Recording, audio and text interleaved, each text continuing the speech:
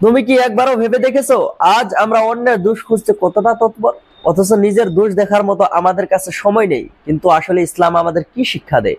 রাসূলুল্লাহ সাল্লাল্লাহু তাআলা আলাইহি ওয়াসাল্লাম বলেছেন, আল কাইসু মা দানা নাফসাহু ওয়া আমিলা লিমা বা'দাল মাউত ওয়াল আজিজু মান ইত্তাবা'a নাফসাহু হাওয়াহা ওয়া তামান্না আলাল্লাহ। বুদ্ধিমান সে ব্যক্তি যে নিজের নফসকে কাবু করে রাখে এবং মৃত্যুর পরের জন্য আমল করে। আর অজ্ঞ ও বোকা সে ব্যক্তি যে নিজের নফসের খেয়াল ও খুশির অনুসরণ করে এবং আল্লাহর উপর শুধু ভিত্তিহীন আশা রাখে। এখন তুমি নিজেকে জিজ্ঞাসা করো, তুমি কি প্রতিদিন রাতে নিজের আমল হিসাব করো? আজকে তুমি কি 5 ওয়াক্ত নামাজ পড়েছো? তোমার জিহ্বা বা হাতের দ্বারা কেউ কি কষ্ট পেয়েছে?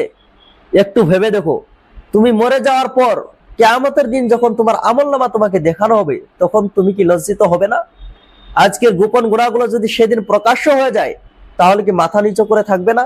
আত্মসমালোচনা মানে শুধু দোষ দেখা নয়, বরং তওবা ও সংশোধনের পথে ফিরে আসা।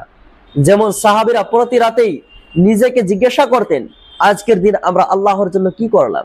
তাই আসুন আজ থেকে প্রতিদিন রাতে ঘুমানো যাওয়ার আগে অন্তত 2 মিনিট নিজের আমল যাচাই করি এবং আল্লাহর কাছে ক্ষমা চাই।